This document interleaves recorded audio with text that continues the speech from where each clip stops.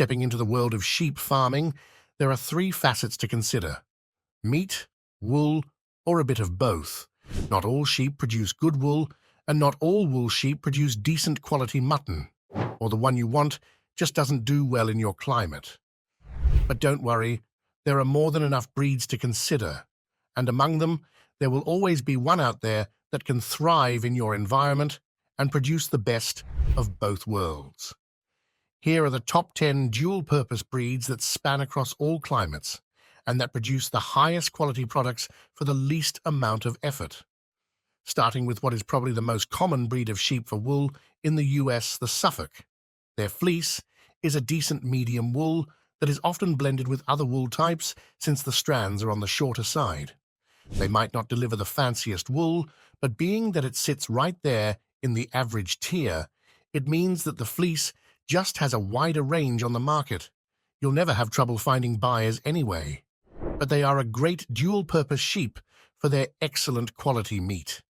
Given that they range freely, their product is a little more lean, but they still retain a good lean meat-to-fat ratio that's just perfectly balanced. Lambs mature fast and can be slaughtered at 9 to 12 weeks, and there's a guarantee to get at least 15 kilograms off a hanging carcass, or 50 to 60 kilograms if they're left to grow out for 3 to 4 months. Suffolks are great because they just offer so much market range for the least amount of care. Easy lambing and minimal veterinary costs. They can thrive in rugged and sparse terrain, but they're adaptable enough to do all right in wetter conditions too. Suffolks are just an easy, no-nonsense sheep that's perfect for the novice, the expert, and everyone in between. Next up is the Hampshire. It's easy to mistake the Hampshire and the Suffolk with each other since they look so much alike. Both hail from the British Isles, but the Hampshire has been crossbred extensively in the past. All of this crossbreeding has made their meat quality, adaptability, and easy rearing comparable to the Suffolk, but they fall a little short in wool quality. Though still a medium-grade wool that's sold for the production of clothes, it usually has quite a few black strands within the fleece, making it a problematic material to work with in the dyeing process. You won't have trouble selling it. It's just not as marketable as most of the other options on our list. They are better suited as a mutton sheep, with their wool being more of an additional income rather than a main profit. What makes the Hampshires so attractive to keep is their good grazing abilities, and that they just don't need quite as much room as the other free grazers do to be able to find their sustenance from the land. There are few sheep breeds that can compare in how little care and additional feed they need. The Hampshire will make do with what they have and are better for smaller acreages. The Columbia is a US-bred breed that came about in the early 1900s. The thinking behind the final product was to have a sheep that did better in the wide plains of the South while still being a multi-purpose breed. They definitely succeeded in creating a slab of mutton that's as delectable as any five-star restaurant could want. It's lean, succulent, and clocks in at a respectable 120 kilograms at hanging weight. The wool is more utilitarian than luxurious, since it's not quite as soft as it should be for sweaters and socks. But in many ways, there is just as good a profit to be made from industrial-grade wool as the finer fleeces. You see, given that they need wide expanses and plenty of grazing options, it just makes more sense to keep more of them at a time. And once a large herd goes through their yearly shearing, you'll have so much wool that annual shear profit will make it worth your while at the end of the day. And we mention the Columbia because they are one of the best options for the dry, warm, and sometimes harsh conditions of the US's southern states.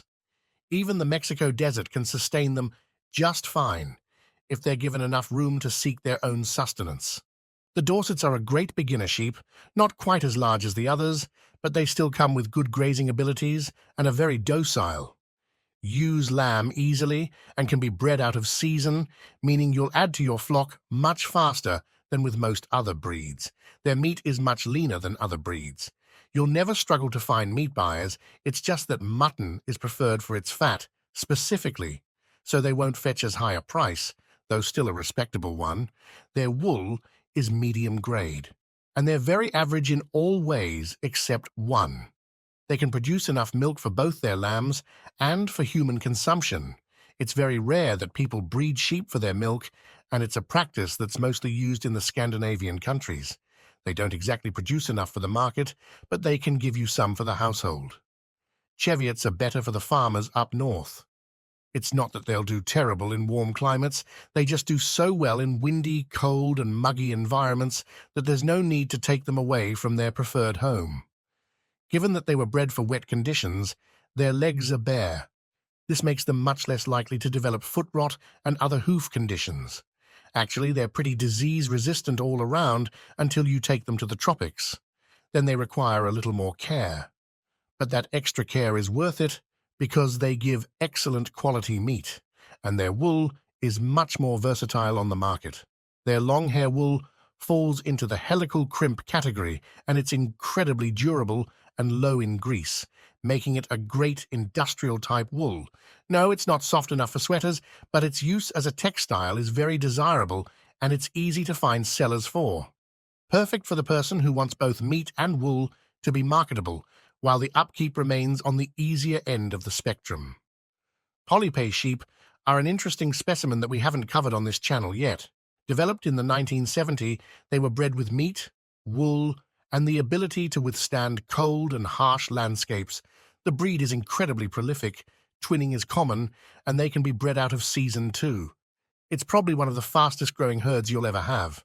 Meat quality is excellent, with good marbling throughout, and their fleece is a solid mid-range wool that isn't hard to sell.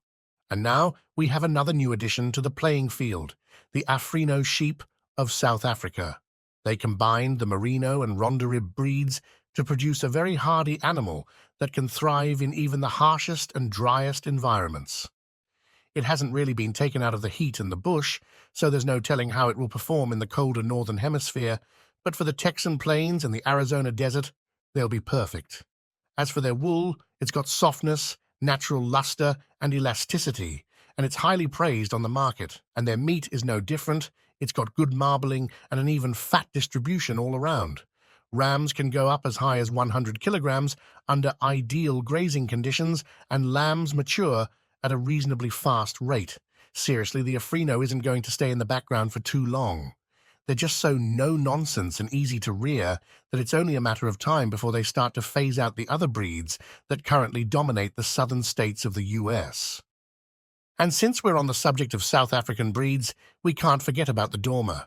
Developed in the 1930s, they were crossed between Merinos and the Dorset to produce a highly fertile breed that matures fast. But the Dormers were better suited for damp weather, unlike the Afrinos. South Africans won't breed an animal that doesn't have exceptional meat quality. They take great pride in their beef, mutton, game, and of course their outstanding wine. You can expect a very rich, well-marbled cut from Dormers. Dormers didn't get their Merino forefathers' fabulous fleece, though. When they are shorn, it's mostly for industrial purposes. Their wool production is a bit of a backseat driver, and not the reason that farmers keep them. They're popular for their succulent chops, and the wool is just a little cherry on top of profits. The Doan sheep is the better option of the two. We know the two names sound terribly similar, but they were both developed around the same time and with similar parentage. The Don is very similar to its close cousin too, except in one way. They came out with a medium to fine fleece that has more value and versatility. In all other ways, they are the same. They do well in muggy conditions with cold winters, the meat is excellent, and they're perfectly capable of feeding and lambing without your help if they have the room to do so. Between the Doan and the Dormer, the Don is definitely the better mutton and fleece sheep. The Dormer will suit you better if you have a dry climate and you lean more toward mutton production than fleece. And finally, we have the Merino, standing victorious above all else. And what did you expect? They're truly an outstanding breed. We all know the Merino for their exceptionally soft and waterproof wool, but few realize that they're also a good meat sheep. Look, they don't compare to purely meat breeds, but they're definitely above average. Besides their excellent wool, it's their ease of care that makes them so valuable. If they have room to graze, they can take care of themselves with no additional coddling from you. An annual shear will bring in most of the income, and even then, the mutton will bring in a significant payoff all on its own. Slaughter at the grown-out lamb stage to avoid the toughness that comes with age, and your product will remain above average at all times. Merinos aren't picky about where they're placed. They can adapt to the desert just as well as they can to mountaintop snow. Merinos sells for more, but then again they deliver more, so it should be expected. There's a reason that they're called the most profitable sheep in the world after all. Today's list was our opinion on dual-purpose sheep, but what's your hot take on the subject? Are you aware of any breeds that do well, both on fleece and meat, maybe even milk? Let us know in the comments below. We'd love to hear all about it. In the meantime, love the land and the animals on it, and it'll love you back in every way. See you next week. Cheers!